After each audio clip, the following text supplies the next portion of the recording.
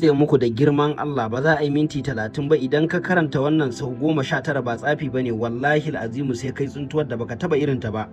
ko a kira ka a baka wasu makudan kuɗaɗe ko a cika maka wani tsohon alƙawarinka. Alƙawari na kuɗi zai tabbata cikin minti 15 wallahi azimu duk wanda yayi wa annabi salati kai sharing wa mutum 10 kai reposting ka ja bismillahi ya hadi kafa 19 ko kafa 77 ko kafa 119 ko kafa 333 wallahi azimu sai ka an kira ka sai kai tsuntuwa, za ka yi babban tsuntuwa a daren nan.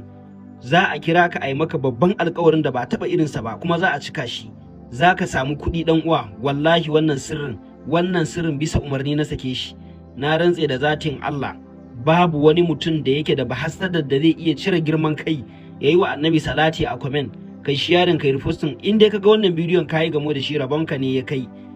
na rantse da Allah ina mai tabbatar muku ba zan baka wahalar banza ba. In dai kai sharing ɗinsa sai ka samu kuɗi da izinin Allah.